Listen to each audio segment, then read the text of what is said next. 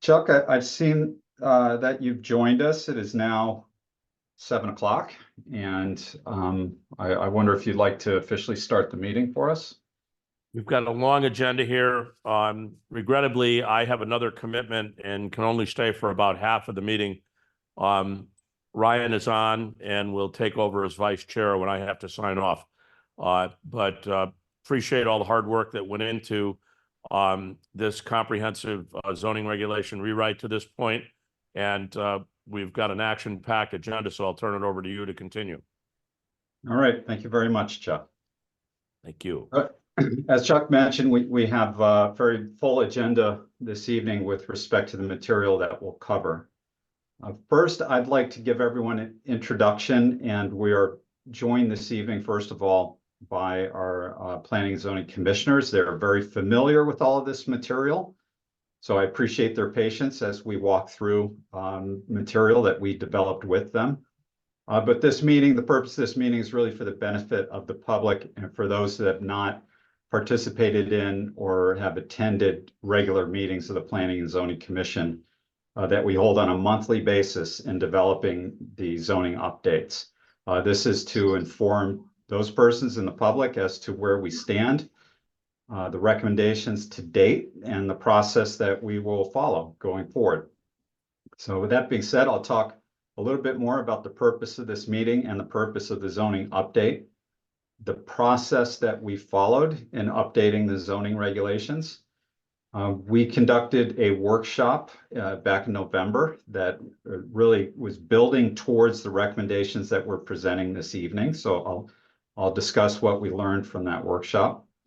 We also have an active online survey, and I'd like to touch upon that. A couple of relevant questions that we asked in the survey. I'd like to share some of the responses that we've received to date.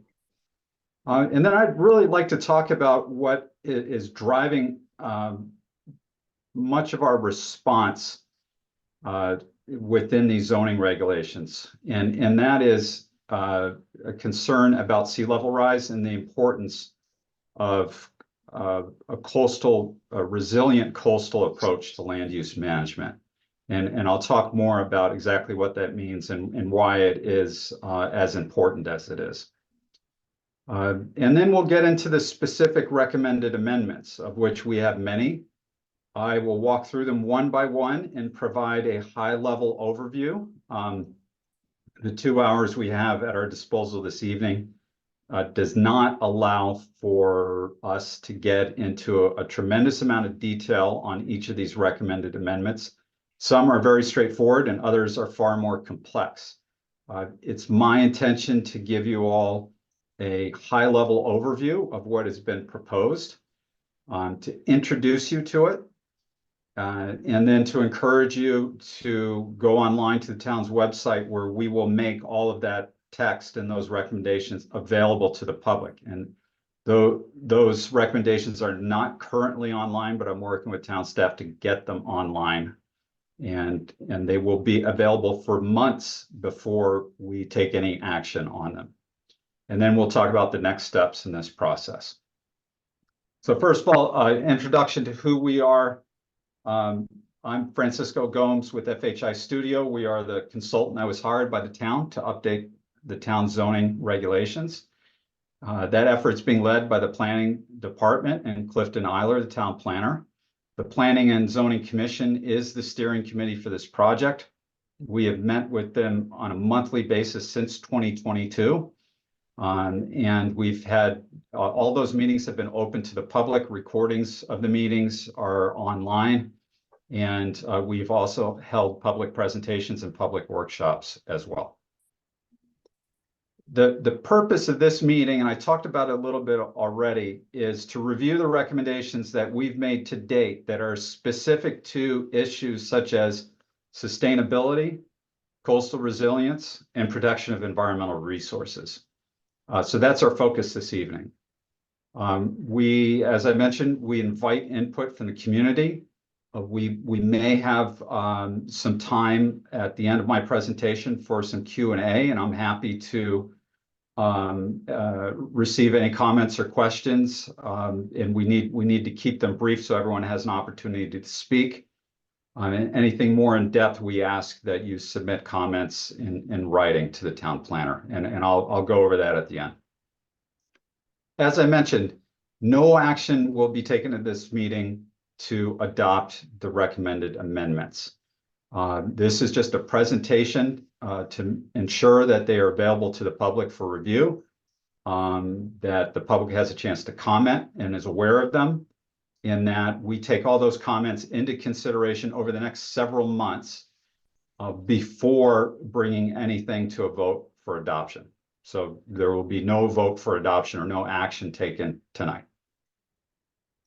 That we anticipate that a vote for adoption would be held at a public hearing in 2025. And that schedule is somewhat flexible depending on the rest of the work we have in front of us. But at the latest, we anticipate it would be May or June of 2025. So I'd like to talk about the existing and prior zoning regulations. When we began this work a year and a half ago, the town had a set of regulations that were originally adopted in 1961. And many elements of it were out of date. There have been many statutory changes since then that the regulations were no longer strictly in compliance with.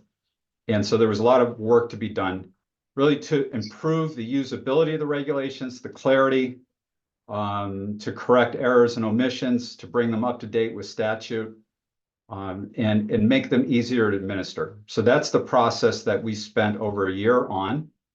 And we, in November of 2023, so a few months ago, an updated version of the zoning regulations was adopted by Planning and Zoning Commission. Now, those regulations made minimal changes to what is actually allowed, uses that are allowed, and standards. There were some very small adjustments, but nothing major. And so here we are now in the next phase of this work where we want to consider far more substantive changes to the zoning regulations that will be more impactful. That will be, in the case of our subject matter tonight, will be more protective of the environment, more protective of development in coastal and flood hazard areas, but at the same time will be more restrictive as well. And so that's what we're trying to balance here, and we want to ensure that the public is fully aware of what we're taking on. One of our priorities is to ensure that what we're recommending is consistent with best practices and land use regulation and case law. And so we're doing that every step along the way. And we are trying within this phase of the work to address environmental concerns, housing demand, housing need, development pressures, changing building practice and technology, and changes to code, statutes, and various policies. And as I mentioned, the zoning regulations, the first phase of the update was adopted on November 16th. So it's been in effect for 4 months now, and to the best of my knowledge, there have been no significant issues with its rollout. There are some adjustments, but I believe it's been very effective to date. And so we have a solid foundation to build upon. And that was our intention, that we'd improve the regulations, update them so that they had the right sort of architecture and format to be able to make more substantive adjustments. And we'd have a solid foundation upon which we could do that. And so I think we've effectively done that with the phase 1 update. Phase 2, as I discussed, is where we're doing the more substantive work. And in this particular phase, we're taking a very thorough review of how the regulations could be improved to improve protection of environmental resources, expand conservation, encourage sustainable development and more sustainability across the town, and make the town more resilient to flood hazards, coastal flooding, heat stress, a changing climate, and other factors. The next phase that we'll be moving into shortly, and we'll be conducting a workshop in April in support of this, We'll be taking a look at the residential districts and seeing how the zoning regulations can be amended to better support the developing of housing that's needed as identified by the Plan of Conservation and Development and the town's affordable housing plan. So we are just beginning that work, and we will, as I mentioned in April, conduct a workshop in support of that to decide what direction or to better understand what direction we need to go with that work. We'll next move on to commercial industrial districts, and we'll take a look at the town's site design, parking, and signage standards, and then finally review all the plan and permit administrative procedures to ensure that everything is working as best it could. So taking a look at our full schedule, the phase 1 process began summer 2022. Phase 1 updates adopted November. We're now a few months into the phase 2 process and looking to move on to housing and residential work and ultimately bringing things to a conclusion by the summer of 2025. Each of these topic areas that we're working on, and right now we're in the sustainability, resilience, and environmental topic area, follows its own schedule. That begins with the first month of research and review that's conducted by my team working with town staff and the commission. We then conduct the workshop, and we better understand what the community thinks needs to be done, what's possible, what their preferences are. And it isn't until after we conduct that workshop that we begin drafting recommended amendments. We then go through about a 2-month process of reviewing those with the Planning and Zoning Commission, having staff review those, refining them, adjusting them, abandoning some recommendations, focusing on others. And then ultimately, we finalize our list of recommendations and bring those to the public, to you, in a meeting such as this tonight. So we're now at the month 4 of this work process. And then the next 4 months, we'll move on to housing and residential districts, and that's how we'll proceed over the course of the next year or so. So the focus of my presentation tonight will be on these topics, and they really are overlapping topics, which is why we're addressing them all at the same time. Generally speaking, sustainable development will be resilient, and that's in its definition. If it's something that can be sustained, it's resilient.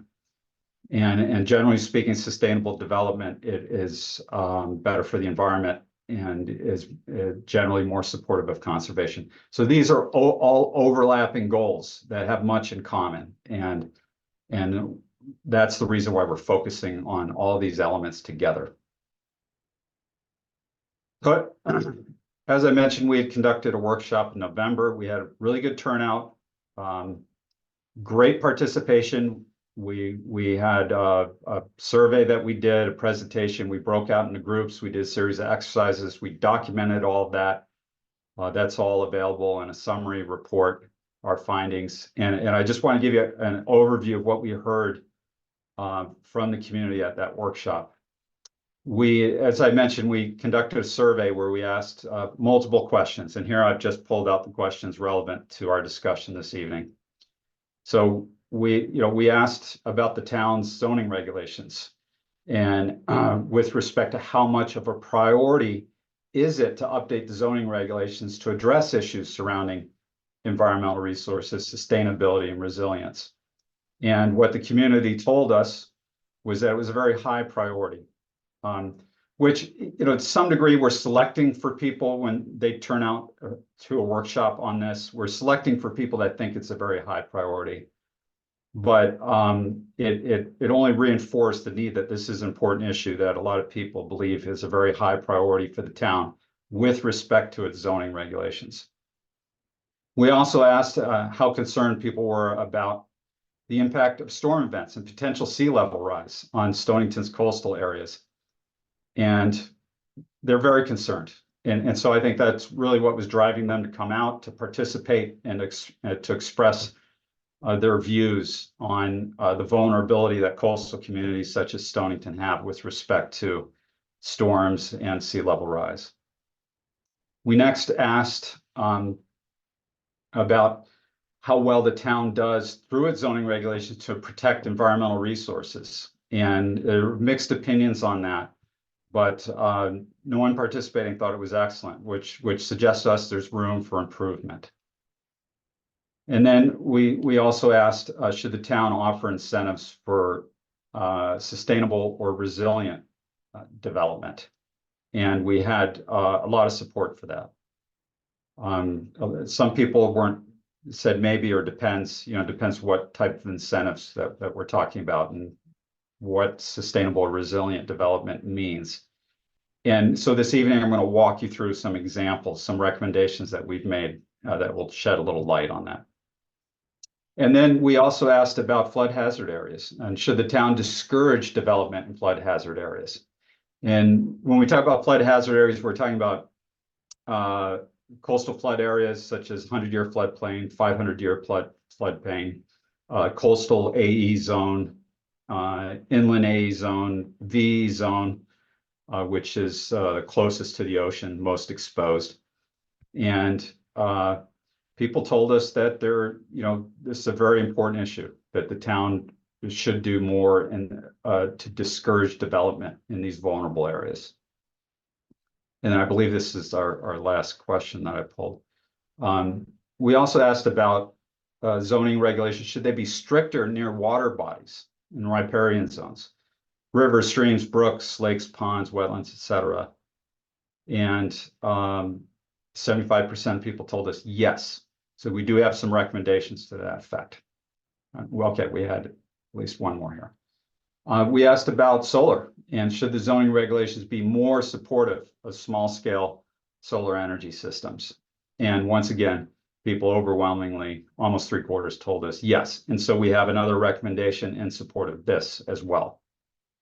And there's more slides than I thought we had. This often happens to me. We asked about should the zoning regulations require the conservation of more open space? 65% of people said yes. So we know that conservation is very important to the community. All right. So that was a survey we conducted. And then as I mentioned, we conducted breakout sessions. We asked people questions like, how can development in Stonington be more sustainable? And people told us, well, you need to protect water quality. You need to consider density and development, basically concentrating development in areas that aren't vulnerable. Provide incentives for restoration, build net zero buildings, protect more open space, use transfer development rights, provide incentives for low impact design, have special zoning in hazard areas. And the town does already have special zoning. Support regenerative development, encourage mixed use development, provide incentives or points for green development. So there are some very common themes here that as we go through the recommendations, I think you'll understand we're responding to these concerns and themes. We also asked how development in Stonington can be more resilient. And people told us, well, to prohibit development in sensitive areas and floodplains. Have stronger building regulations in flood zones, provide regulations or stricter regulations for rebuilding and flooded, raise height restrictions on rebuilding, strengthen the power grid, improve or relocate critical infrastructure, require the elevation of buildings, make rebuilds require up-to-date or newer standards, require flood proofing, require tree planting for heat reduction. So there are a lot of very strong ideas here, much of it related to how do you address construction in flood hazard areas and how do you regulate it. Okay, so that was an overview of our workshop. There was much more to it. We do have a workshop summary that is available and online. And if for some reason anyone has trouble finding that, email Clifton Eiler, town planner. He'll get it to you. And at the end of this presentation, I have his email address I'll put up on screen. So you can do a screenshot or write it down, whatever you need to do. I'd mentioned the online survey, and it is currently open and available for everyone to take. So we encourage you, if you have not taken it, please take it. Please encourage family, friends, neighbors to take the survey as well. That is the survey link right there. There's also a link on the town's website, and that QR code, if you were to scan it right now with your phone, if you can do that, then it will bring you right to the survey. So we encourage you to take it, and we're going to keep it open for a while. We're not in a rush to wrap things up, but we want to encourage as many people to participate as possible. And so I pulled just a few of the survey questions to give you a sense as to how the people that have participated so far have responded. And when we ask the question, how much of a priority is planning for and regulating development in Stonington? People agree that it's a very high priority. We need to be very intentional about the development that we have. We need to have strong controls over development, and it really needs to be guided by a very robust zoning regulation. So we have a lot of support for the work, or I interpret this as suggesting we have a lot of support for the work that we're currently doing. Now, we asked the question, is development along Stonington shore consistent with your vision for how that land should be used? And we really had some very mixed opinions. And we had some open-ended responses to this that really help us understand it a little bit better. But I think the takeaway here is that over 40% of people thought that the development that's occurring is really not consistent with what they think is appropriate for the town shore. Now, that being said, about 35% of people did agree, and a lot of people just weren't sure about that. So we definitely have some work to do to get to the bottom of this. But I think the primary concern that people have is overdevelopment along the shore. And so that's the zoning regulations are already fairly well protective of that, but we need to make sure we're mindful of that concern. We also asked people if they're concerned about the impacts of storm event and potential sea level rise on development in the town's coastal areas. And much like the survey we conducted within that workshop, an overwhelming number of people, about 85%, said that they are concerned. And so I think that really provides us with with the supportive direction we need, with the sort of direction we need to do the work that we're doing. And then we asked, do you have concerns about land use in groundwater protection areas or protection of the town's groundwater resources? And over 70% of people said that, yes, they are concerned. The town, about the northern half of the town has a groundwater protection overlay district. And there are resources throughout, and a lot of homes and properties that are dependent upon their own well and groundwater and those aquifers. So there are regulations that are currently in place that are very effective in protecting that area and that resource. But we did see some room for improvement in the regulations, get them up to date with best practices and state statute and standards. So I'd like to go back to some of the discussion about sea level rise, because it's really, I'd say it's about half of the work that we're doing right now, and about half of what it is that we're responding to with respect to the concerns. We've done quite a bit of research regarding what's projected, and this is all very recent research reports, studies that are available. And so what local resources such as CIRCA, and that's Connecticut Institute for Resilience and Climate Adaptation, and that's a partnership of UConn, CT Deep and UConn Law School. CIRCA projects in Long Island Sound 20 inches of sea level rise by 2050. So that's 26 years away. And that's so almost 2 feet by 2050.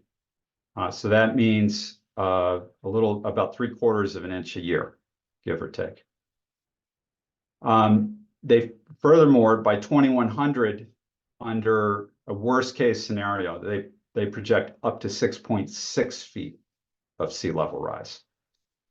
So the 2050 threat is very real because it's very near, and it's going to be very impactful. But the 2100 threat will really completely change the way we manage land use, regulate land use along the coast. Now, the 2100 projection is worst case scenario. And if we're very fortunate and things take a turn for the better, we never see that. But it's very realistic, I think, that we could see 20 inches by 2050. And maybe if we're fortunate, it's no more than that. Regardless, 20 inches sea level rise is going to be very impactful to development that exists on the shore. And the town zoning regulations as they currently stand do not adequately protect property owners, developers, whomever it may be, from 20 inches of sea level rise. They're not designed for that. They're designed for the sea level that we have right now. And then I'm going to talk a little bit about storm severity because that is related to this subject, but it's something that's happening now in terms of severity and frequency that is also impactful. And so I'll walk you through that. So this is an aerial map that shows Mystic Harbor under current conditions, current sea level, and a 100-year storm event. And all the blue shading shows where during an event like Hurricane Sandy, a 100-year event, the areas that are flooded by that type of event. And excuse me while I just pause and get a drink of water. Okay. So we know that areas such as Mystic, parts of Mason Island, the causeway to Mason's Island, and other areas all along the Stonington shore, not just this part of town, are vulnerable to this type of event, that they experience substantial flooding. And fortunately, that 100-year storm event is supposed to happen once 100 years. The actual more technically accurate way of looking at this is 1% chance of this happening any given year. The issue that we're seeing is that even without sea level rise, storms are becoming both more severe, meaning they're just bringing more heavier winds and more flooding, more storm surge, and more frequent. So the 100-year event is now happening maybe once every 20 years or potentially every 10 years. And so that's backed up by science, and I'll walk you through that. The concern regarding sea level rise is not just where the water is relative to the coastline if it's 20 inches higher. It's also what happens during a storm event when you have 20 inches of sea level rise. So here's the projection, and believe it or not, these maps are almost identical. I'm going to toggle back and forth between the two, and you'll see that these maps are almost completely identical. And this was mapping conducted by Circa. If you're just to search Circa sea level rise viewer in Google, you would get to this viewer and be able to pan around it yourself and toggle layers on and off. What this tells us is that with 20 inches of sea level rise during a 10-year storm event, the town will experience the same flooding that happens during a 100-year storm event. So the other way of looking at that is now, instead of there being a 1% chance per year of this type of flooding, if we have 20 inches sea level rise 26 years from now, there'll be a 10% chance in any given year that this type of event will occur, or once every 10 years, and potentially more frequently. And that's exactly what it is that the Planning and Zoning Commission and the town staff are really compelled to respond to. This information has been shared with them. They are very well aware of it independently and collectively. And ultimately, it's their responsibility to amend, update the town zoning regulations to respond to these hazards. And not doing so would really be them not fulfilling their responsibilities as commissioner of the town of Stonington. So we're really compelled to investigate how best to address these issues and to ensure that we are in fact addressing these issues. And this is work that it's been, and this is an issue that's been well known to the town for, and most coastal communities for a while now. In fact, the town conducted a coastal resilience plan in 2019, I believe, that identified these exact hazards and made a series of recommendations, including updating the town zoning regulations to discourage development in some of these vulnerable areas and to better protect property owners, developers, homeowners from flood hazards. And so we're also really following the recommendations of the town's coastal resilience plan that's currently in effect as we do this work. Now, so I talked about the state research and what's been produced by Circa, and there's national work being done as well. And a couple of months ago, the 5th National Climate Assessment came out, and this is a government-sponsored entity that every year does climate work, tracks various indicators, and produces a report that projects potential impacts of climate change and sea level rise. And their work is largely consistent with the work being done by Circa. That being said, the most severe sea level rise is expected to be in the Northeast, and in particular, Long Island Sound, and to be more specific, at the eastern end of Long Island Sound. So Stonington is expected to experience more sea level rise and greater impacts from it than other coastal, or the average coastal area around the United States.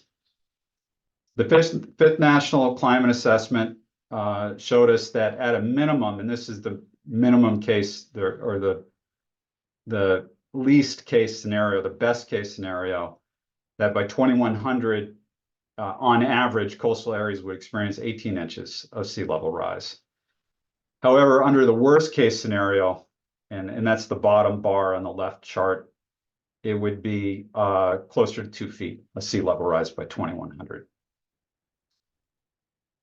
Now, as I discussed, there's also the issue of severity and frequency of storm events. And their projections show that there will be a minimum of 3 major coastal flooding events by 2100 for any given coastal area under the best case scenario, under minimal level of sea level rise and climate change.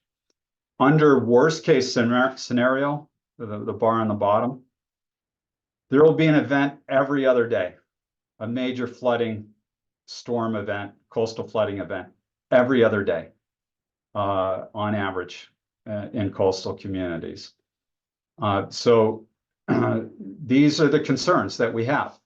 They may be still decades out, but the development that's happening today is any typical house that's constructed, commercial development is going to have a 100-year lifespan. And that development will potentially see sea level rise and more severe and frequent storm events. And so that we're planning today for the development that will be around during these periods of time.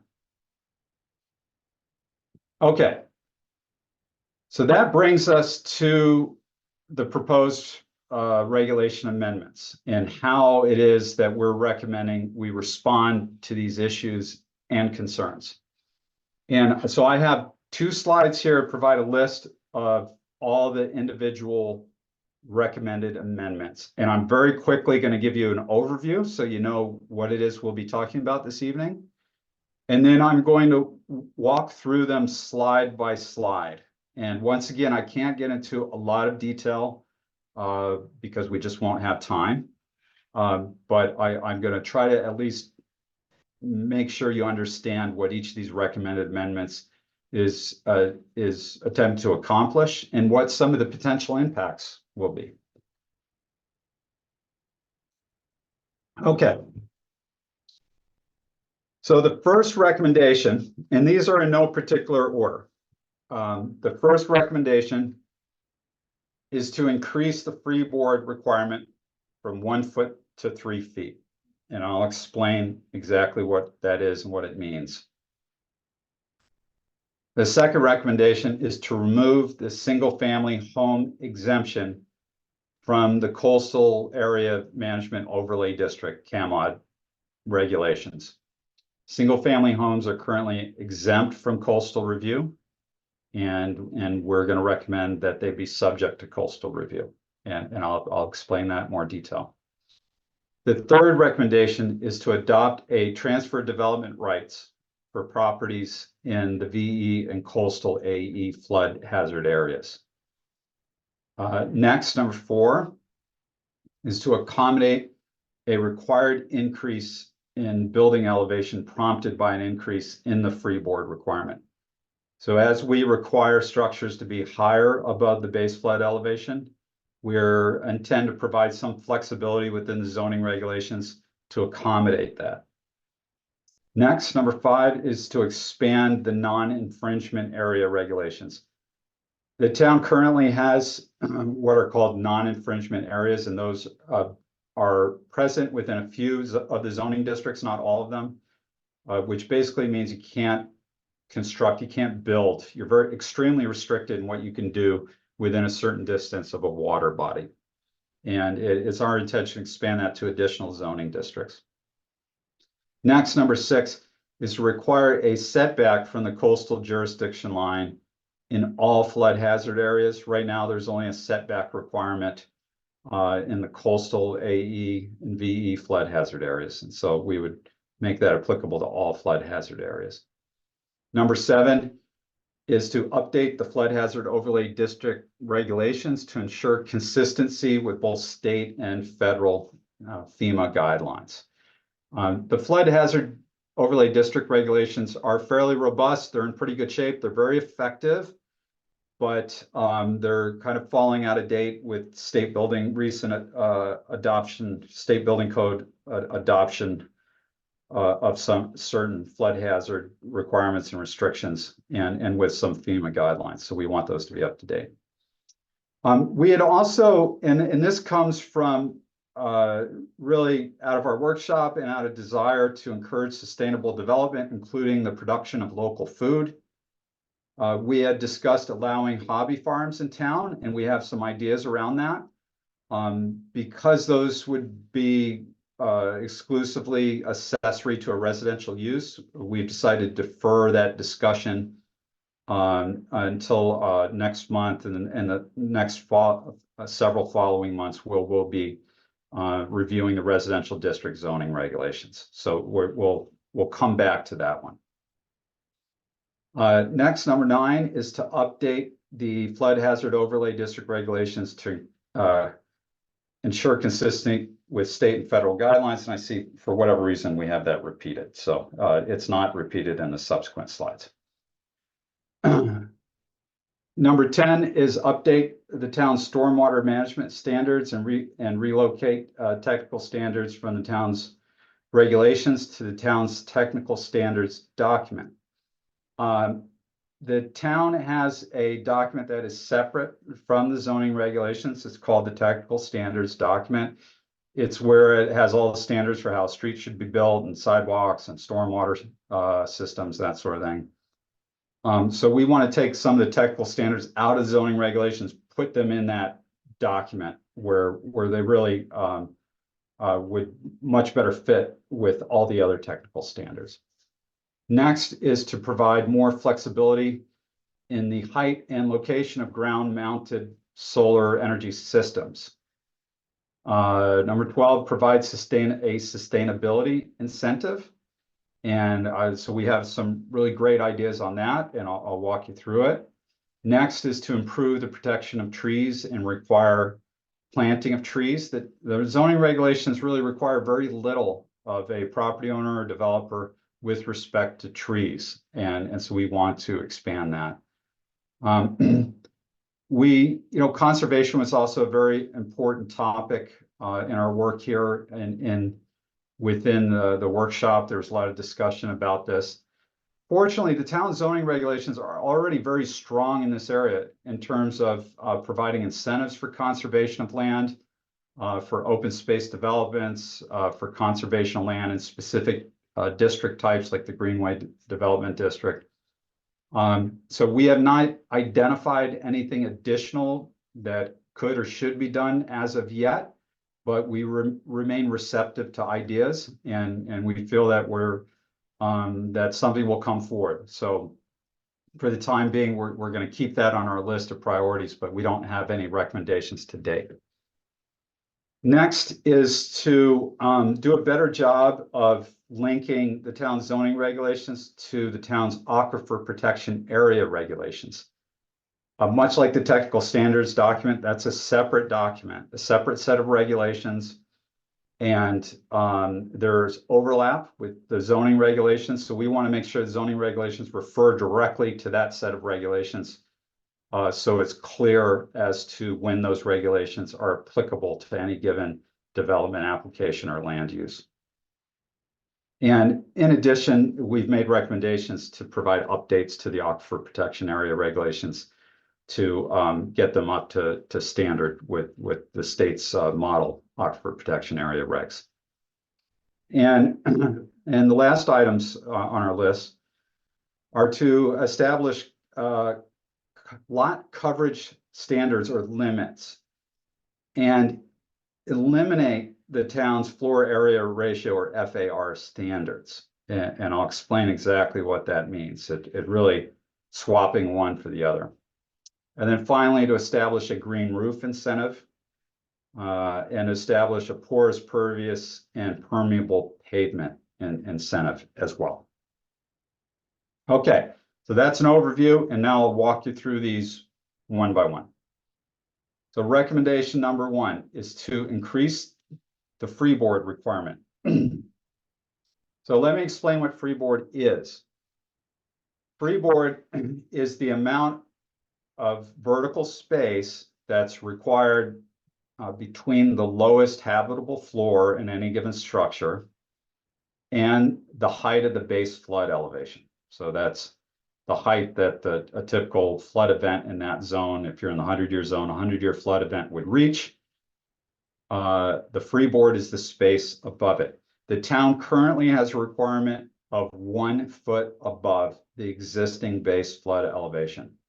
Now, those base flood elevations have been established on existing sea levels, or really on sea levels a decade ago when the last mapping was done by FEMA. As we're planning for sea level rise, that freeboard requirement really should expand to better protect structures from more severe storm events and from sea level rise. So we are recommending increasing the freeboard from 1 foot to 3 foot above, or 3 feet above base flood elevation. We also recommend that we prohibit the use of structural fills in all flood hazard areas. Structural fill is currently only prohibited in the VE and coastal AE zones. So those are the zones most exposed to coastal flooding, but that still leaves the inland AE zone and the 500-year floodplain as areas where you can use structural fill. And what we're talking about here is we're talking about bringing in earth to create a mound to place a house on top of for the sake of getting above base flood elevation. And the problem with that is it really makes the surrounding properties more vulnerable and more exposed to flooding because it pushes the water into those properties. And so therefore, it is not a desirable practice. So we recommend prohibiting its use in all flood hazard areas. And so the way a building would be elevated, therefore, would be on piers, stilts, some sort of structural mechanism that allows for water to flow underneath. So the purpose is to increase protection from flood hazard events in both inland and along coastal areas, and to respond to what is a documented increase in storm frequency and severity and projected sea level rise. Now, the impacts, we know this will be impactful. It will add cost to construction for new structures.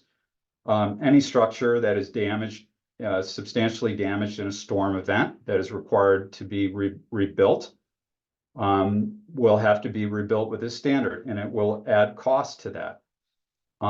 This may act as a deterrent to new construction, reconstruction, or investment in flood hazard areas that are subject to increased base flood elevation standards. And it may be more visually impactful. If structures are 2 feet higher than what they are currently required to be, it will potentially be more visually impactful along the shore. And so those are some of the potential impacts. And I'm sure, we could identify some more. But what this requirement, if adopted, would do is it would do a much better job protecting any structure that's built to these standards from the most severe of storm events, not only now, but 20, 30 years from now. And that's exactly our intention, is to reduce and limit the extent of damage that could be done in a coastal storm event. Okay. And I will get through all these slides, and then within the time that allows, we will open it up to any questions and comments. Francesco, I just want to interject here. Since I break away, I'm very familiar with this full presentation, and I've been over it with the staff. This presentation is probably going to take up all our time tonight. There will be some limited time to receive input, but we're very interested in feedback. So the way to do that is via email after this presentation directly to Clifton, which will be shared with all of us. So this is primarily a presentation. If additional meetings are required, they'll be held. These are by no means final recommendations. I would call them drafts, and they'll be further refined based on public comment and future public hearings. So we encourage all who participate tonight to please share your comments in abundance through Clifton with all of us, and we'll pay very close attention to them. I have to break away in a few minutes here. And as I said, my co-chair will take over from that point forward. Thank you all for participating. Thank you, Chuck. All right. Recommendation 2 is to remove the single-family home exemption from the Coastal Area Management Overlay District regulations. Almost every type of land use and development application is subject to coastal zone review, with the exception of single-family homes. If you're building a duplex in this area, you're subject to coastal zone review. And because this is such a sensitive area, we feel that any development in this area should be subject to a coastal zone review. Now, that doesn't prohibit development. We understand that it may lengthen the process, but it is a process that effectively works for everything that's subject to it. and is not explicitly prohibitive of development. It just requires that development be done to a high standard that is most protective of both that development and protective of coastal resources. Okay, so that's recommendation 2. It's very simple in terms of amending the text. It's really one line that needs to be changed. But we do understand that this will be impactful to anyone that's looking to build a new home along the shore. But once again, not prohibitive, just additional review required. All right, now this recommendation is one of the big ideas that have come out of this process. It's a substantial recommendation. We think it'll be very beneficial to property owners in coastal flood hazard areas. And that is to adopt a transfer of development rights regulation. So in real short order, what transfer development rights allows are for development rights to be sent from the sending area, and that's the area that you want to move development away from, to a receiving area. And that's where you want to allow for development to occur. And those development rights can take different forms. We could be talking about building height, lot coverage, density of units. There's a lot of different standards, but with respect to your zoning regulations and where we think the opportunities are, we recommend that what is transferred can be the buildable area. So the area of the lot that a developer is allowed to cover with a building and pavement, or dwelling units as well. If you have a lot, you're allowed to build a single family home. You can sell the development rights for a single dwelling unit to a property where only one dwelling unit is currently permitted, and therefore 2 dwelling units could be permitted on that property. That's how that would work. So the receiving areas we have identified as all areas in Stonington. So the areas that you can transfer these development rights to would be all areas in Stonington, excluding lots located partially or entirely in the GB 130 or RR 80 districts. And that's because those districts tend to be more rural. They're further away from major roads and highways. They're generally not served by sewer, drinking water. And so we don't want to push development out into those more rural areas.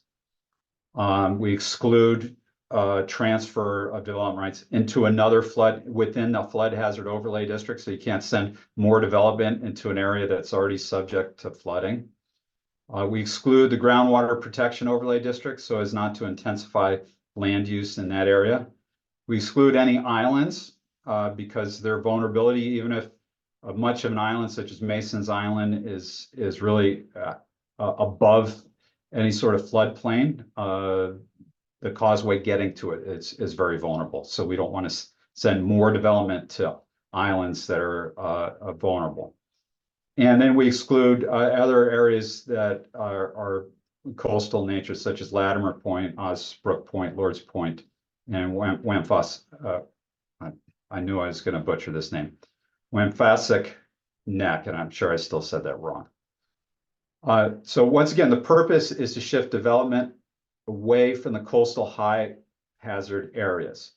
So the sending areas would be areas in the VE flood hazard zone, of which you really have a very small number of properties that are in the VE. That's like right on the shore. That's most exposed. And from the coastal AE zone, of which there are many, many, many properties in Stonington. Now, the potential impacts are that within these receiving areas in some of the other districts, that density will become or development will become more intense, more dense in those areas. However, we have provided some pretty strict controls as with respect to how dense development could become to limit the use of transfer development rights on any particular property. So there are some controls built in. There are a couple other communities in Connecticut that have transfer development rights regulations in their zoning regulations. Avon has one to protect the ridge line along Talcott Ridge to send development rights from that ridge line to other parts of the town. It's been in place for several years. It has not extensively been used. And the town of Windsor has had a similar regulation in place for a long time that allows for development rights to be sent really just about anywhere in town from one place to another. And that also has rarely been used. TDR programs in Connecticut, there are few, and they are generally not used that much because Connecticut doesn't have any enabling legislation for a land bank to act as an intermediary or a broker for properties. So this type of program would really require two property owners to deal directly with one another for a sender to find a buyer and to exchange directly versus selling your rights to a land bank that would hold them and sell them to whoever was interested in purchasing those rights. So this is a very big idea. We think it may provide some relief for property owners in flood hazard areas and a way for them to really protect the value of their investment. And we think it holds a lot of promise, and we don't expect that this is something that would be used extensively or would there would be really a mad rush to sell properties based upon the experience in other communities. All right, so let me go on. Now, this is one of the bigger concepts and recommendations. The next recommendation, it really follows the freeboard requirement. So as we require buildings to be higher an additional 2 feet of freeboard, we need to loosen up the regulations to allow for the structures necessary to serve those buildings, and primarily external stairs and ramps. Many of the buildings that are likely to be elevator or built above freeboard will be new structures or even potentially existing structures. An existing structure may already be at the front setback building line or a side setback. And right now, the way the zoning regulations are written, stairs are not permitted in any setback. They're considered part of the house. Even external stairs are considered part of the house, and the structure are required to be behind the setback lines. This would provide relief from that to allow exterior stairs to project into those setbacks when a home is built, is raised or built because of the freeboard requirement. All right, so the only impact that we anticipate is that stairs may project further into front and side yards than is currently allowed.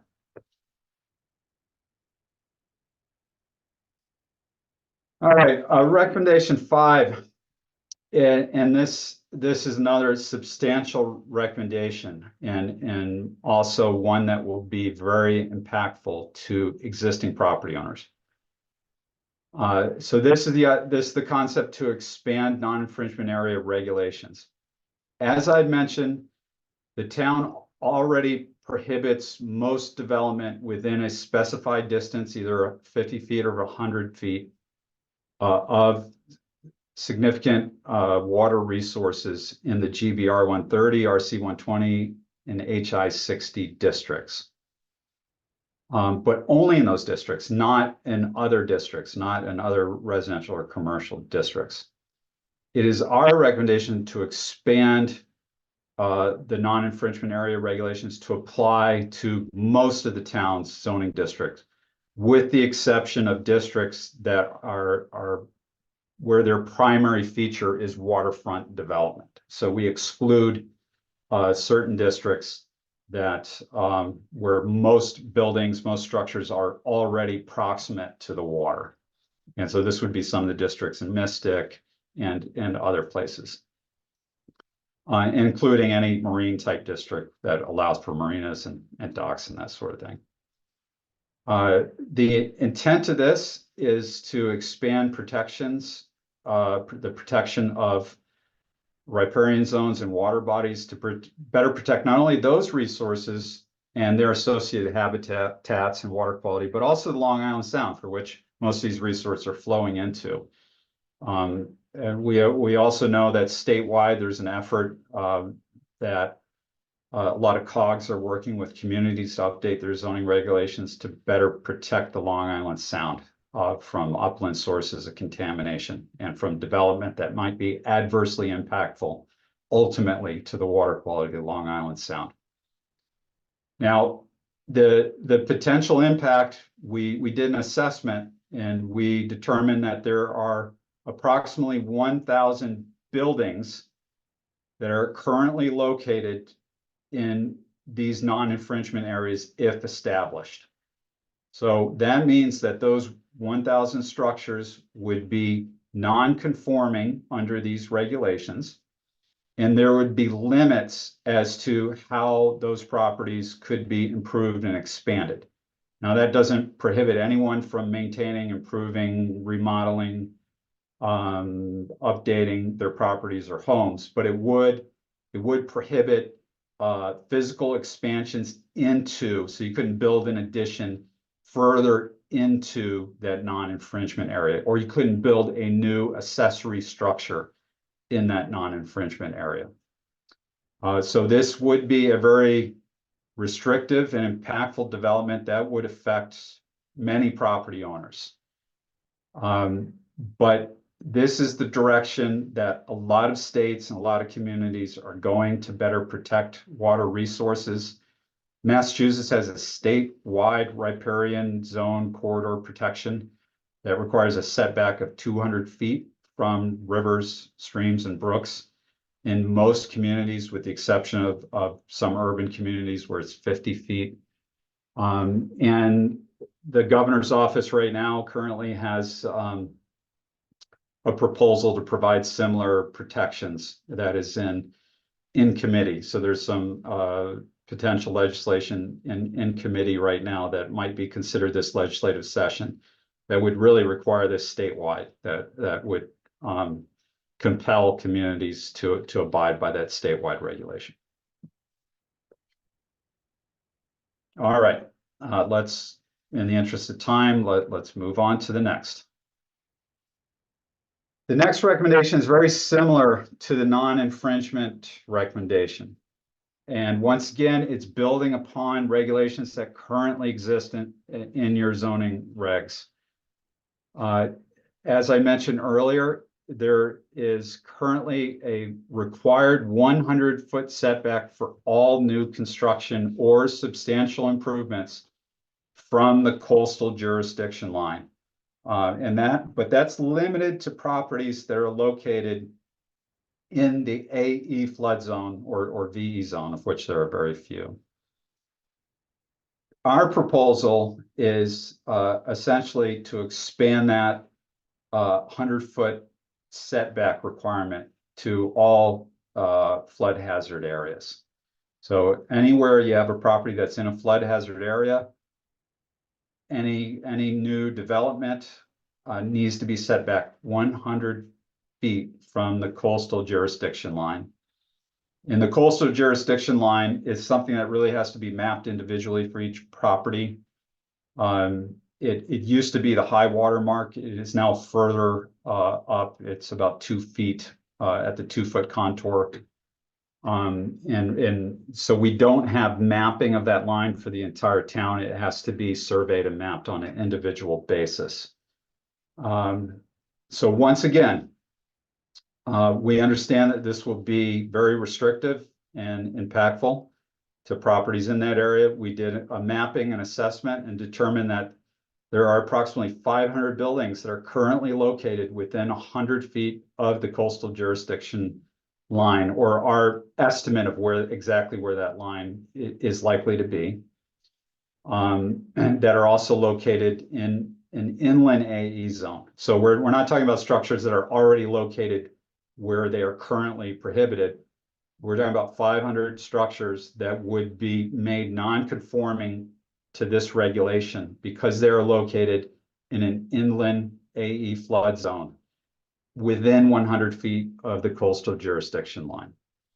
So this is a very similar recommendation to the non-infringement area regulations. The difference being this is a required setback from the shore, from the coast, and the other one's required setback from other types of water features.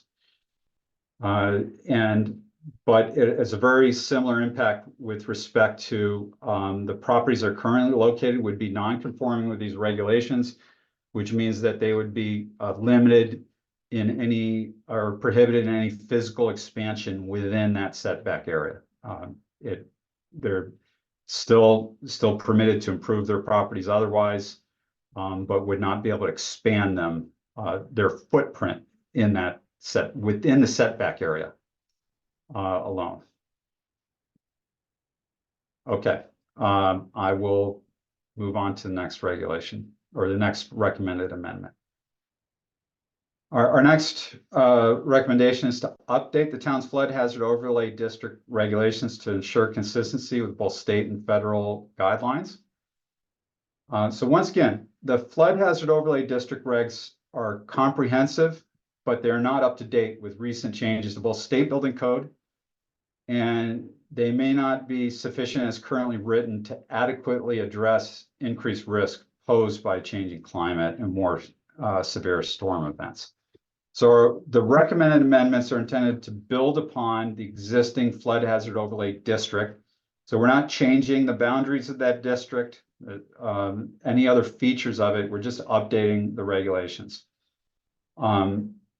And so those will bring them in line with best practices as documented in DEEP's 2018 model floodplain management regulations for coastal communities, and as well as state building code. And the purpose is really to better protect properties in flood hazard areas, and also to better support compliance with the National Flood Insurance Program, and ideally to also have the potential benefit of lowering insurance rates for properties in these areas because they'll be compliant with the highest standard. We know that the potential impacts are that development may be more costly because they are meeting a higher standard. We have also provided for stronger enforcement mechanism within our recommendations. So that will most likely result in stricter enforcement of the flood hazard regulations.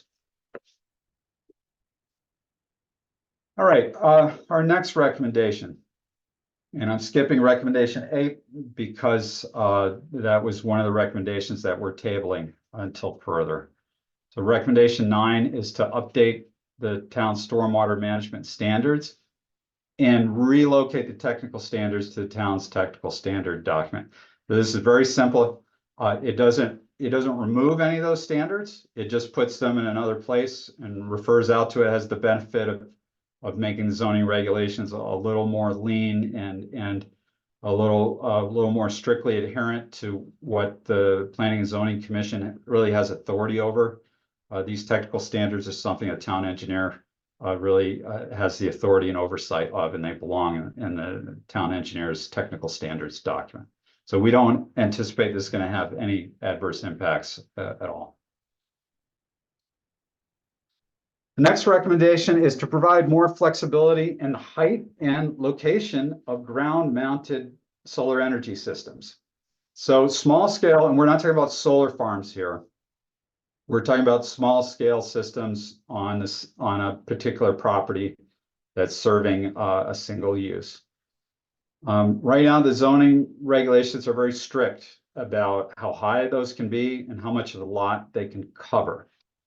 And what that does is it makes it basically, well, it prohibits the construction of systems that would cover a parking lot. And increasingly, that's an effective way to build out solar, is particularly with commercial parking lots, is to cover the parking lots with a solar array. It has the benefit of not only generating solar energy, but also reducing heat island effect by shading all that pavement during the day. So in order to allow for that type of deployment, we need to allow those panels to be a little bit higher. 15 feet is too restrictive. It's just not enough room to put a car or a taller vehicle underneath. So what we talked about is increasing the height limit to 20 feet, which then allows for parking underneath. We've also have provided more flexibility in the lot coverage. So right now you can only cover 10% of a lot with a solar array. So that really prohibits any larger scale deployments. So here we would basically exempt any areas where the solar array is covering an impervious surface, such as a parking lot. And therefore, we're only limiting the amount of coverage you would have over a lawn or naturalized area. And so this is a way of almost encouraging any sort of ground mounted system to be built over a parking area. So the intention is really to remove barriers to encourage the deployment of small scale solar energy collection systems. And there may be some minor adverse visual impacts because we're allowing these systems to be 5 feet higher and to cover more area. But if that area it's covering is a parking lot anyway, I'm not sure how adversely impactful visually that would be. All right. Next is to provide a sustainability incentive. And this recommended amendment provides an incentive for various types of sustainable elements. And it doesn't require for an application to be eligible for an incentive. It doesn't require that they provide all of these features. Rather, it awards points for features provided.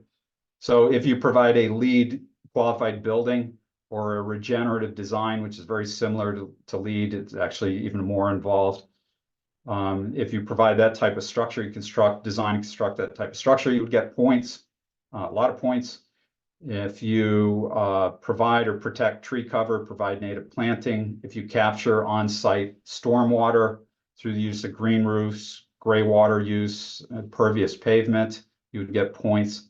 The use of on-site solar and other energy efficiency systems would be awarded, an application would be awarded points for that. The provision of electric vehicle charging and bicycle parking, provision of public sidewalks, provision of dark sky compliant outdoor lighting fixtures. All these elements would award points. And then in turn, those points would make any given development eligible to cover a greater percentage of the lot with development. And so that's the incentive. That's the reward. And these, in order to encourage these systems, in order for them to be used, there has to be a strong incentive associated. And we thought the most direct incentive would be to allow for more of a lot coverage if the development is in fact as sustainable as it could possibly be. So we don't anticipate adverse impacts. If more of a lot is covered, but it's covered with, it has that same lot has more tree cover, more native planting, it has pervious pavement, has a green roof, solar energy systems, that lot arguably would still be more sustainable, more green, less impactful than development that occurs without any of those elements, but covers less of the lot. And so that's exactly why this is proposed the way it is. Okay. Recommendation 12 is to improve the protection of trees and require planting of trees. And the existing zoning regulations require very little of protection of trees or the planting of trees.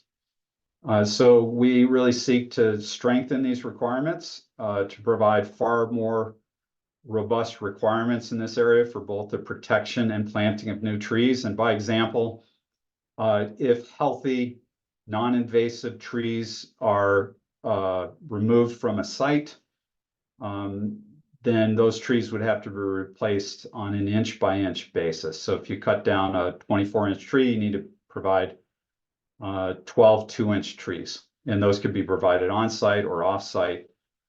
This would be limited to trees that are outside of the building footprint. So really, we're talking about trees that are on the site and would be removed for some purposes of site design or establishing a lawn or something of that nature. So it's a strong incentive to preserve as much of the tree canopy as possible, and if not possible, to replace with trees either on site or off site. It also is an incentive to provide native plant species as well. So the purpose is to encourage native tree planting, to increase shade cover, particularly with hotter summers, and to reduce heat island effects associated with the removal of trees and the construction of buildings and pavement. The potential impacts is, there'll be potentially more costs associated with planting of trees and native plant materials, and potentially more costs associated with maintaining, whether it's watering those trees, removing leaves, pruning, etc. I think that most people would see this as potentially being very beneficial to the community. Recommendation 13, we skipped over that. That was the one for conservation. As I mentioned, we don't have any recommendations as of yet. So that brings us to recommendation 14, which is to do a better job of linking the town zoning regulations to its aquifer protection area regulations, which is a separate document, and to update that document. So very quick, the aquifer protection area is a state delineated designated area, and Stonington does have a small area in the northwest corner, relatively small. We're talking the order of less than half a square mile. That is a state designated aquifer protection area. It is within the town's groundwater overlay protection district. So there are already protections in place, but there's no references within the zoning regulations to that area or to the aquifer protection area regulations. So we want to make sure that any developer in that area is aware that not only does their development, their application, is it subject to the zoning regulations, but also to the aquifer protection area regulations. Similarly, the state of Rhode Island has what is called in Rhode Island a community wellhead protection area, which is almost exactly the same type of resource and the same type of protected area as Connecticut's aquifer protection area. And that area is on the eastern side of the town and covers an area of about the same size, roughly a half a square mile. So we also recommend applying Connecticut and the town's aquifer protection area regulations to that resource, even though it's an area that is designated by Rhode Island. And I should note that Rhode Island requires their municipalities to document and protect surrounding states' resources. Connecticut doesn't have a similar statute or requirement. So this is also would be a good neighbor practice to protect the area that is serving groundwater area that's serving water supply in Westerly. Because both these areas are within town's groundwater protection overlay district, we don't anticipate there would be any adverse impacts as far as being more restrictive of development in that area, because it's already subject to those standards. This is really just to ensure that the aquifer protection area regulations are being referenced and abided by development. All right, the next item, and this is very important to much of what we're doing. We're linking the sustainability incentive I talked about a couple of slides back to coverage, to lot coverage. So let me talk through these concepts. The town's current zoning regulations have what is called a floor area ratio standard. FAR is commonly referred to. The FAR is a way of limiting density of development and how much of a lot that can be developed. With a building, it has no influence over parking areas or driveways or any sort of pavement. It is focused entirely on the floor area of that building relative to the size of the lot. So if you're in a district that has an FAR ratio of 1, that means that you're probably in Mystic or Pawcatuck, where you can cover that entire lot edge to edge, unless there's a setback requirement, with a 1-story building. And so your floor area would match the lot area 1-to-1. It would be the same. And so that would be a floor area ratio 1. Or if you went 4 stories up, you could build out 25% of that lot. The building footprint could occupy 25% of the lot, because 25 multiplied by the 4 stories gets you back to the same floor area as the lot area. The trouble or the limits of the effectiveness of floor area ratio in regulating development is that it has no concern or control over how much of that lot can be covered with a parking lot or driveway or other types of impervious surface. So it's not effective at supporting the town's efforts to control stormwater runoff, to reduce flooding, to reduce urban heat island effect, to allow for groundwater recharge. It has no bearing over that. So what we've recommended, and what is a common practice in many communities across Connecticut, I would say probably at least half, is to instead use a maximum lot coverage standard. So here we include both pavement and building into one standard. We treat it all the same, and we instead say what you're limited to is you can cover X amount of the lot, 50%, 80%, depending on the district. And that could be a combination of driveway and parking, patio, sidewalks, accessory building, principal building, but you can't cover more than that percentage. And so that it's somewhat an incentive to build a little higher, because you can build more without covering more property. But we already have controls over height. We have height standards and regulations that control height. So we're not worried about development going too high, because we have effective controls on that.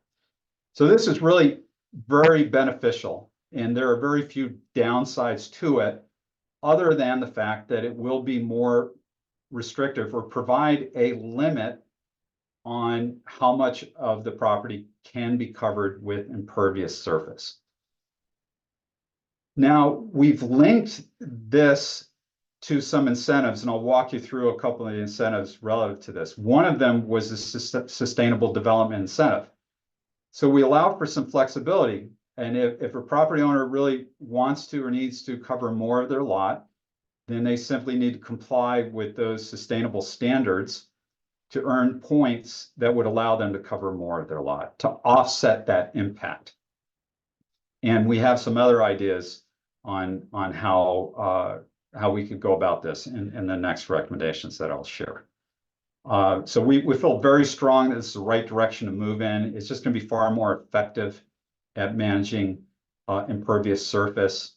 In some ways, it's simpler than a floor area ratio. It's a little more intuitive, and it do a much better job of allowing us to provide some incentives to provide a little more flexibility around this. Okay, so the next recommendation, and oh, here's a table of our recommendations as to how that would work.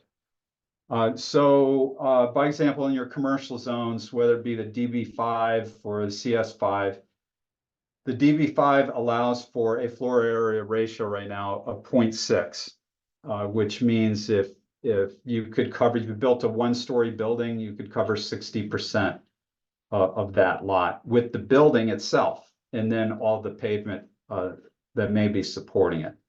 So what we're proposing in that instance would be a lot coverage limit of 80%, which means 20% of the lot needs to remain in some natural state. It's lawn, landscaping, tree cover. It's anything but impervious surface. So we have a range in the PV5.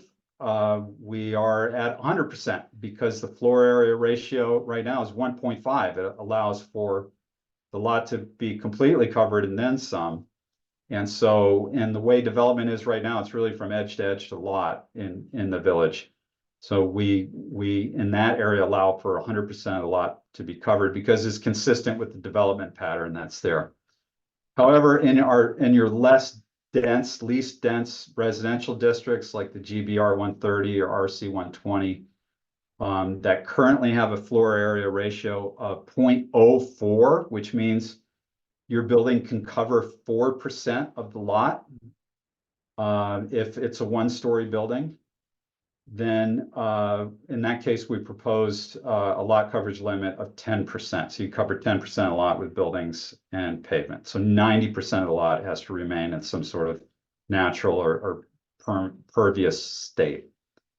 So these ranges are all adjusted specifically to align with the current floor area ratio and development patterns that we see, so that we feel that most properties will continue to be, even when these are in place, will continue to be conforming with the regulations. Some may be non-conforming, and they would be allowed to continue as a non-conforming use, meaning most likely they have more pavement than they would be allowed to have under these regulations, and they would be allowed to continue to maintain that pavement, to resurface a parking lot, but they wouldn't be able to expand it any further. All right, so let's talk about green roof incentives because it's linked to coverage. We do want to provide some flexibility to allow for a little more lot coverage and to incentivize sustainable practices. And one of those would be a green roof. You know, ostensibly, if you built out a green roof, you're really minimizing the impact of the roof on stormwater runoff and heat island effect and all those adverse impacts. You know, the green roof is really replicating what landscaping on the ground might do, not to the same degree, but it's replicating it. So what we've proposed is to allow for the use of green roofs to reduce lot coverage. So you cover more of the lot. Now, there are a lot of requirements around this. The green roof has to cover a certain area, it has to be maintained. It is not a one-for-one relief, meaning basically you can get, if you provide 1,000 square feet of green roof, you get 50% credit on that or bonus. So you could provide, you could cover 500 square feet more of the lot. So this incentive, once again, is directly linked to lot coverage. And without that lot coverage standard, it's very hard to link this incentive to anything where there's a direct correlation. Linking it to FAR is a much more indirect correlation between those two. So we think the only impact of this would be hopefully more green roofs in town and maybe a little bit more lot coverage associated with that. The next recommendation is very similar to the green roof standard, but here we're talking about pavement on the ground. So we recommend establishing a porous, pervious, or permeable pavement incentive. And so now we're talking about pervious concrete, pervious asphalt, pervious pavers on other types of surfaces that drain and allow for groundwater recharge. Once again, this would work similar to green roofs, so that if you provide a 1,000 square feet of pervious paved surface, like a driveway or parking area, it's credited 50%. So only 500 square feet of that would count as impervious surface, meaning you could build out more than what you would be able to build out if you paved it all with regular asphalt or concrete. So a very direct correlation, a similar ratio or the same ratio as the green roof incentive, and very much the same idea, but just treating surfaces on the ground. And that is the extent of our recommendations. So I'd like to talk about where we go from here and how this process will unfold. So as Chuck talked about and I introduced earlier, the commission is we will consider all feedback received. At this meeting, any comments submitted to the town planner based upon this meeting and based upon the recommendations that we make available online. And those will all be discussed, taken into consideration. I fully expect that these recommended amendments will be adjusted. There may be some that we do not move forward with based upon the feedback we receive. There may be some that we strengthen based upon feedback we receive. It may be that we receive feedback that we need to take a look at something else that we have not considered, in which case we will do so. As I mentioned, we aren't going to be taking any action until 2025. We want to give this plenty of time for the community to absorb, to provide feedback on, for the commission to discuss, and for myself and my team to work with the commission and the town in developing something that we think is fair and fair, feasible, and responsible as well. As I mentioned earlier, we're in our next work segment. We're going to be moving on and focusing on residential districts. And in support of that, we will be hosting a workshop in a few weeks on April 10th at 7 p.m. at the Stonington Public Schools building in Pawcatuck. This workshop will be 2 hours in duration. We'll provide a brief presentation on some of our findings from reviewing the residential district. We'll provide thoughts as to where the needs are and where we could go. And then we're going to look to the community to direct us in our work in a similar way that was done in November, that ultimately brought us to these recommended amendments for environment, sustainability, and resilience. So I encourage those of you listening to attend. We'll make sure there's notice on the town website and that there's a press release and flyers distributed. And we really invite everyone, every resident, stakeholder, business owner, property owner to participate in that workshop. With respect to comments, please direct any questions and comments to Clifton Eiler, your town planner. His email is on screen. You can find it on the town's website as well. You could even call the office if you need other contact information. And for those of you that are just listening, don't have the benefit of viewing the presentation, I'll read out loud his email.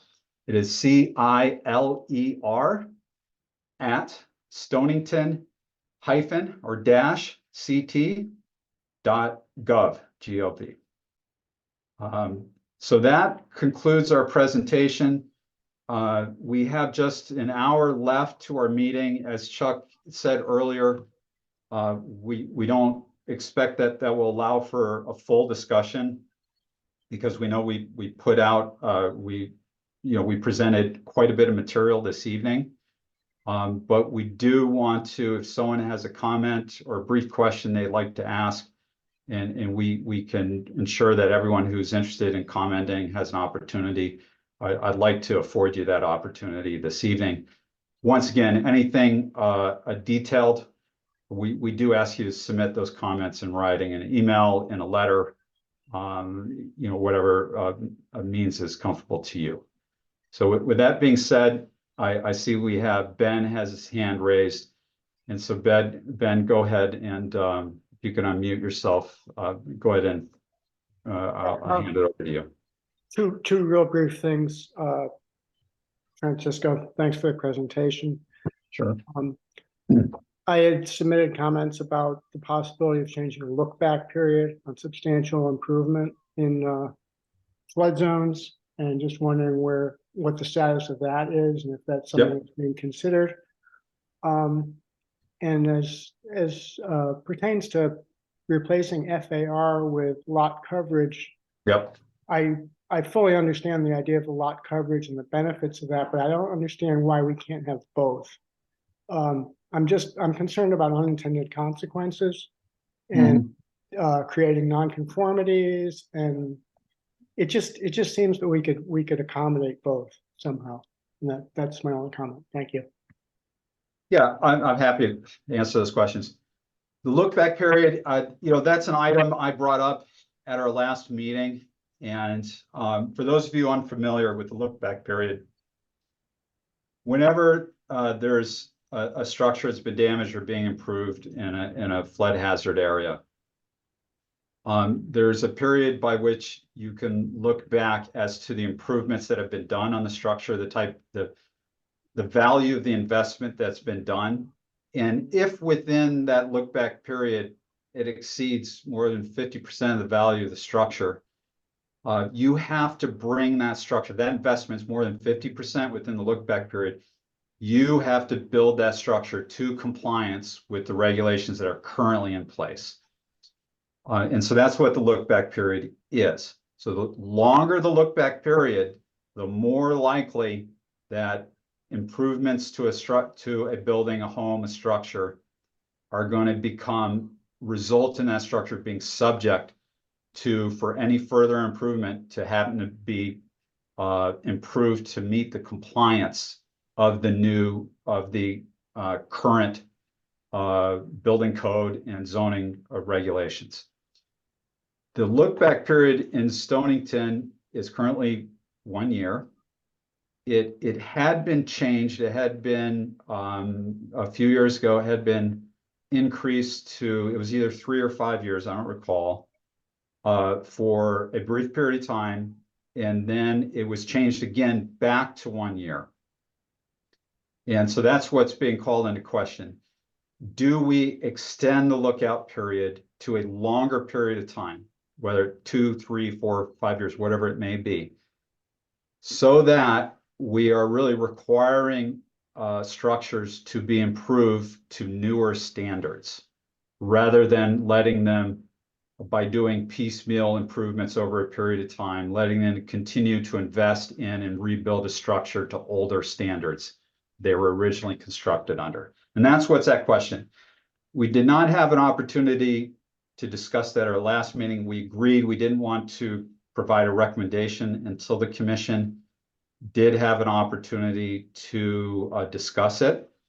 So we will make that part of our agenda moving forward. Even though we'll be focusing on residential districts, I'll ensure that that's on the agenda of our next meeting and it gets the attention that it deserves, and ultimately that we have a recommendation for that, whether it's to keep it the same or to increase it.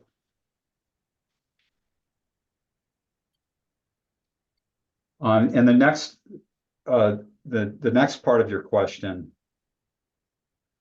floor area ratio can be used with coverage. I think our general interest has been to simplify the regulations to the greatest extent possible. And we think the coverage and the coverage standard alone will be effective at controlling density. And so we didn't want to complicate it by also having a floor area ratio. There are some communities, but very few, that have both. And I'm not sure it's necessary. It is possible. I don't think they're definitely not mutually exclusive.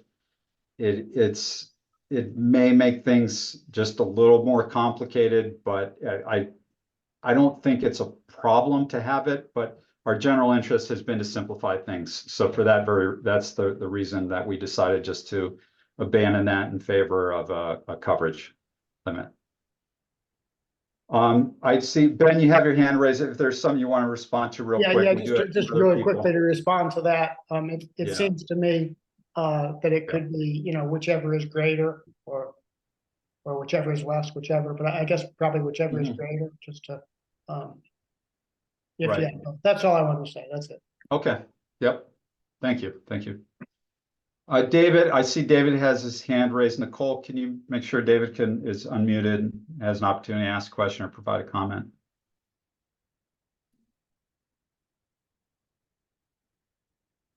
David, I see you're still muted. I think you should be able to unmute yourself. All right. Yeah, go ahead, David.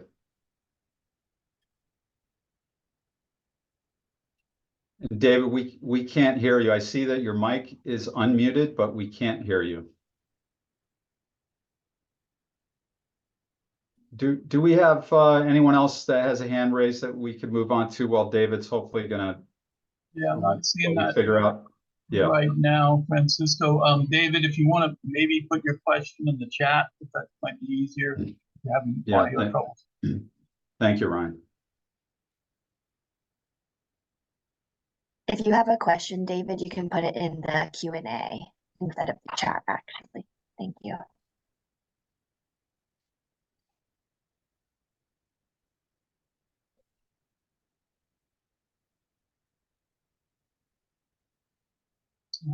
Okay, I think while we're waiting for David, I see Maggie Ready has her hand up. Yeah, Maggie, please go ahead. I'm kind of sorry. I think I did that by accident. But since I have the floor very briefly, just wondering whether when we're considering using LEED as an equivalent to regenerative design, Yeah. if we can dig into that a little bit, and maybe it would be something that's just part of the technical standards. But there's a really big difference between basic LEED design and regenerative design in terms of its environmental sustainability. Right. impact. Yeah, I think there's some room. So the way we've treated that is that they're independent. And we assign a score or a value to compliance to each of those. And so I of course see. So there would be more points if you had a more extensive sustainability components to your absolutely. building standards. Yeah. Oh, I get it. Okay. Yeah, and I'll Thank make you. sure I'll make sure I get the scoring matrix to you, and that's something we can adjust. We can adjust the amount of points and the scoring factor and to get it to where we need it to be. But I can't tell you that both LEED, the highest level of LEED and regenerative design earn the most points, are weighted the more than any of those other items I discussed, by and far, because of how substantial an investment they would be and how beneficial as well. Thank you. Okay. Yeah. Thank you, Maggie. And David, yeah, go ahead. Been able to get mute. Unmuted. And do we have a type question into the chat or Q&A from David as of yet? Checked. No, I haven't seen one yet. It's unfortunately I can't see that while I'm presenting. Yeah, I'm checking the chat and the Q&A. I'm not seeing anything yet. Okay, here I have access to it now. Okay. All right. Are there any other comments or questions for us?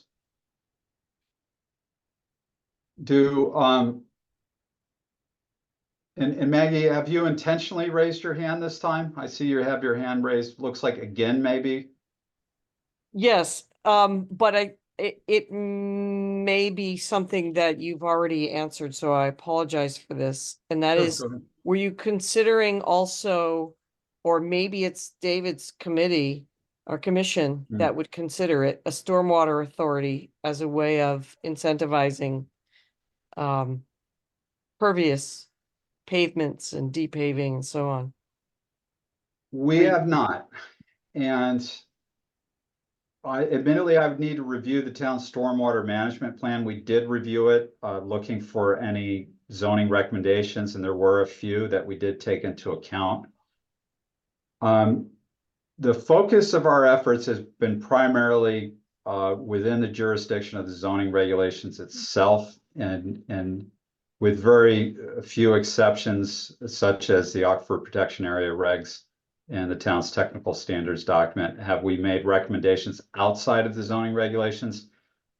So what this sounds like to me is more of a kind of a town policy or a town initiative that is nothing that we would provide a recommendation for that's specific to the zoning regulations. That makes sense. Yeah. Okay, but I mean, it's very important at the same time. We do want to ensure the zoning regulations, to the extent they have the authority over issues related to reducing stormwater outflow and reducing, improving water quality, are fully effective in that way. Some of these elements we're talking about, though, are outside of the zoning regulations. Right. And I know that the Flood Control and Erosion Commission is Yep. also discussing that. Okay. To the extent we can, we are going to include as much of this within the zoning regulations that we can, where we have the authority to do so, where it makes sense to do so.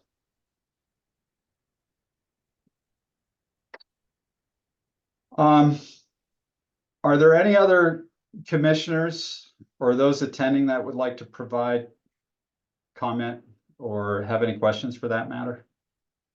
Francisco, this is Ryan. I'd just like to say I'm very, very impressed with the thorough and comprehensive presentation that you put together. It really encapsulated all the ideas that we come up with and then put them in a very easily understandable format that I think makes it very, very easy for folks not kind of immersed in the subject to understand what we're proposing, what the potential impacts are. So I first want to say congratulations and thank you very much. I think you've done a fantastic job on this presentation and this work. And I think I can speak for all the commissioners when I say that. I'd also like to ask just a quick question. Is this presentation, the slides and the recording, will that be available on the town website? It will, both the PDF of this presentation and this recording. This meeting is being recorded, and the recording, like all of our regular meetings, will be, we will provide it to the town for posting to the website as well.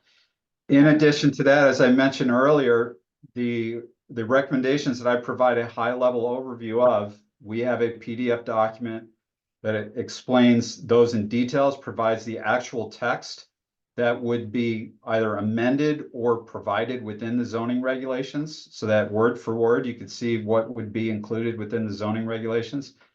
We have that as a PDF document, and that will be provided along with this presentation and the meeting recording. Might take us a couple days to get it up online, but it will definitely, if it's not up by the end of the week, please do check back early next week. We promise to get all those materials up on the town's website. Okay, great. Thank you so much. And any of the other commissioners, any comments? But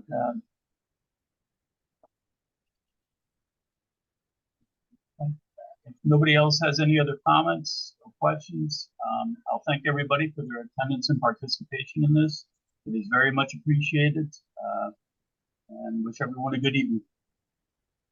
All right. Good night, everyone. Thank you. Good night. And thanks to Nicole from my team, who was behind the scenes making sure the technology worked. Yes, thank you, Nicole. Very important member of our team. So thank you, Nicole. All right. Good night, everyone. Good night. Thank you.